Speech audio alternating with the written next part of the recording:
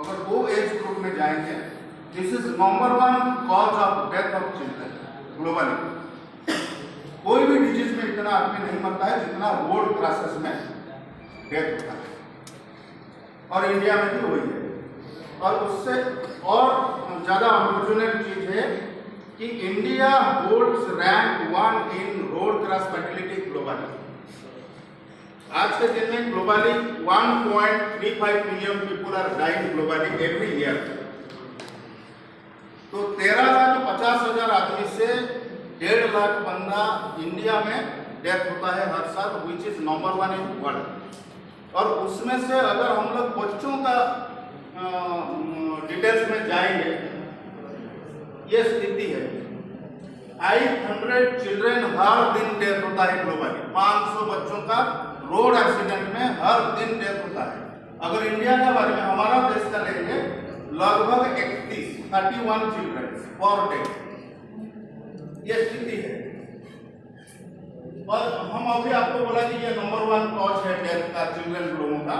इससे और कोई वैसा डिजीज नहीं है जिस डिजीज में इतना सारा बच्चों का डेथ होता है। सर, स्कूल का जो बच्चों का जो एज होता है, आपने 29 साल नहीं होता है। नहीं, इसमें क्या है कि 5 से बहुत होगा तो मेरा बोलने दीजिए, तब आप समझ जाएंगे। बच्चों का नहीं होता है वो अलग बात है, लेकिन यहाँ जो एक्सीडेंट का ग्रुपिंग किया हुआ है ग्लोबली, जो हम लोग यूएन का रूल्स फॉलो करते हैं ना, जो यूएन मेंबर कंट्रीज होता है, यूएन मेंबर कंट्री के हिसाब से जो एज का ग्रुप लिया जाता है, दैट इज 5 to 29। तो इसीलिए मैंने पहले आपको बोला था 5 से 18 हमारा इंडिया के हिसाब से। This is the UN categorised age group. Next. तो ये स्थिति है, इसके ऊपर ज्यादा हम लोग डिस्कस नहीं करेंगे। हर दिन 30 से 31 बच्चों का डेथ होता है, और ये खास करके स्कूल गोइंग है। ये जो 18 सालों को बोला था, ये घट के 14 साल तक है।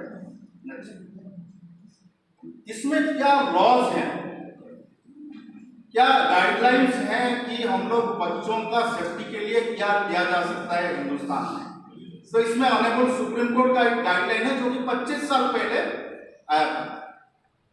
आपको याद होगा यमुना नदी में एक बस गिर गई थी 25 साल पहले, बहुत सारे बच्चों का डेथ हुआ था। इमीडिएटली अपने से सुप्रीम कोर्ट ने वो एक फैसला सुनाया और एक लॉ पास किया और एक गाइडलाइन इशू किया through out India, that is the safety of school children during transportation and safe school zone. ये हेडिंग था। तो इसके ऊपर हम लोग क्यों काम कर रहे हैं और क्यों आप लोगों का ध्यान आकर्षित करना चाहते हैं कि 25 साल बाद आज का स्थिति क्या है। जो ओरिजिनल आपका जो चिंता का विषय था 25 साल पहले ऑनरेबल सुप्रीम कोर्ट का, वो उसमें कितना हम लोग आगे गए हैं, कितना क्या काम किया। क्योंकि अल्टीमेटली हम लोग जब बात करते हैं तो बच्चों हमारा भविष्य है ना, तो उनका सेफ्टी के लिए अगर हमारा खुद का बच्चों का सेफ्टी के लिए अगर हम कुछ नहीं कर रहे हैं तो फिर आप क्या कर रहे हैं? यही हमारा कंसर्न। ये है आपका जो स्टडीज वगैरह इसके ऊपर हम लोग किए हुए हैं, क्योंकि हम लोग थोड़ा सा एविडेंस बेस में काम करना चाहते हैं हमेशा, क्योंकि क्या स्थिति है आज के दिन में। तो मैंने यहाँ एक टाउन का स्टडी का आपको दिया है, लेकिन multiple throughout the India we have done the study और the report is almost same everywhere.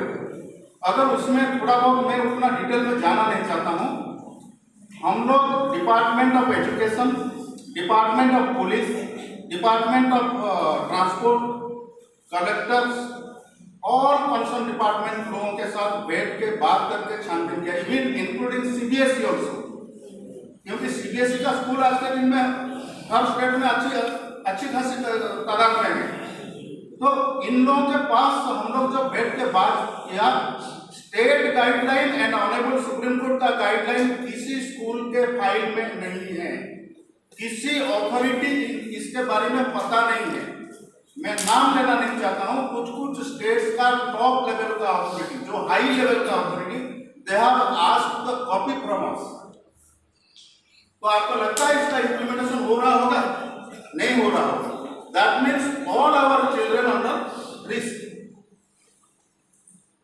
तो हमने इसमें क्या, ये जो कुछ स्कूल्स में हम लोग विजिट किए थे, हमारा टीम विजिट किए थे, उसमें हम लोगों का जो अगर गाइडलाइन को पूरा एक बहुत बड़ा किताब है अगर फॉलो करने चाहेंगे, लेकिन हम लोगों ने की थिंग्स के ऊपर ध्यान दिया कि एक स्कूल का सराउंडिंग क्या होना चाहिए, उसका सेफ जोन कैसा होगा ताकि बच्चा सेफ फील करे, उसके ऊपर हम ध्यान दिया।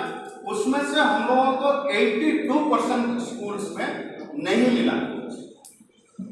ये मैं पैन इंडिया का बोल रहा हूँ, कोई स्पेसिफिक स्टेट का नहीं बोल रहा हूँ। इसमें 82 स्कूल्स सेफ जोन में नहीं है। सेफ जोन मतलब सराउंडिंग ऑफ द स्कूल। कहीं पे जेब्रा क्रॉसिंग है जो 2 साल पहले लगा हुआ था, वहां स्पीड ब्रेकर्स नहीं होगा स्कूल में। हो सकता है आपका सिटी में 2-4 स्कूल में, लेकिन वो तो पूरा इंडिया को रिप्रेजेंट नहीं करता है ना, या आपका पूरा स्टेट या पूरा डिस्ट्रिक्ट को रिप्रेजेंट नहीं करता है।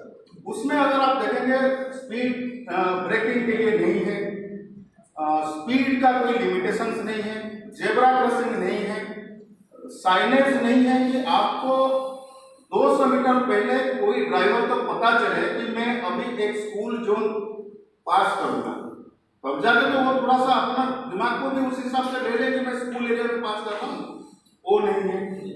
तो ये सीसीटीवी सर्विलेंस नहीं है बहुत सारा स्कूल में, बहुत सारा मतलब 95% स्कूल्स में नहीं है सराउंडिंग में।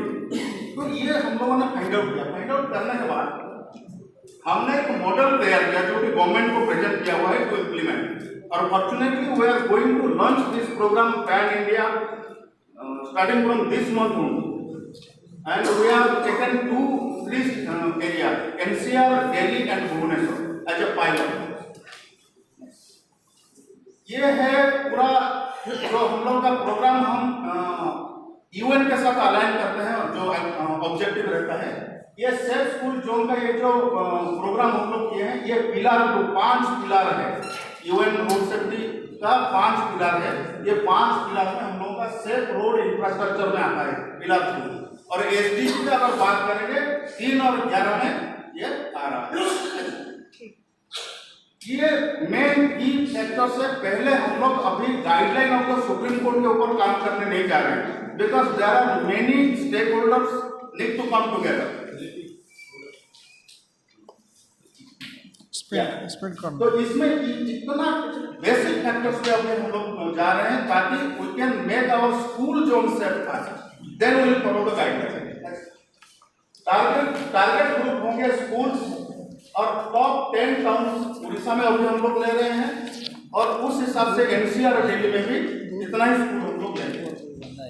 ये है टोटल, जो इसमें इतना ज्यादा वक्त नहीं है कि आप लोगों को हम समझाएं। ये हम लोगों का एक्शन प्लान है कि कैसे हम लोग करेंगे, पूरा मैपिंग है।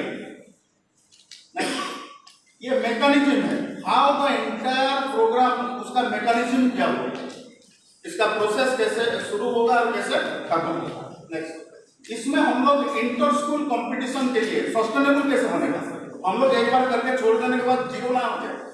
सस्टेनेबल के लिए हम लोग स्कूल को रेटिंग देंगे, सेफ रेटिंग। आज के दिन में आप लोगों को पता हो कि ब्रोचर जब प्राइवेट स्कूल का निकलता है, हाईलाइट पॉइंट, बुलेट पॉइंट लिखा रहता है, उसमें कहीं पे आप देखे हैं कि मेरा स्कूल सेफ जोन में है, सेफ्टी पूरा है, नहीं है ना। वो हम लोग इंट्रोड्यूस करना चाहते हैं ताकि उसको एक रेटिंग मिले, 3 स्टार 5 स्टार सेफ स्कूल बोल के, तो आपस में कंपटीशन बढ़ेगा और गवर्नमेंट का कोई बॉडी उसको सर्टिफाई करेगा। नेक्स्ट, तो इसमें पूरा जो स्टेक होल्डर रहेंगे, ये सारा स्टेक होल्डर्स हैं, ट्रांसपोर्ट, पुलिस वगैरह, एजुकेशन डिपार्टमेंट, सिविल सोसाइटी, ये सारा स्टेक होल्डर को लेकर हम लोग ये काम करते हैं। ये मेन बेनिफिट्स हैं जो कि आप लोगों को भी पता है, उतना डिटेल में हम नहीं जा रहे हैं। ये सारा बेनिफिट्स हम लोगों को मिलेगा। मेन बेनिफिट वो जो रेटिंग वाला पार्ट है, बाकी ये कैसे होगा, जो मैकेनिज्म हम लोग दिखा रहे थे, हमारा एक टीम है, technical team, who will pre-audit the school before implementing the program, ताकि पता चले कि क्या स्टेटस है। उसके बाद हम लोग इंटरवेंशन करेंगे। इंटरवेंशन के बाद अगेन पोस्ट ऑडिट होगा, सेफ्टी ऑडिट। वो पोस्ट ऑडिट के बाद पता चलेगा कि कितना परसेंटेज सेफ हो गया। According to the percentage will allow the star ranking to the school. Next, उतना ही मेरा था जल्दी में। Thank you.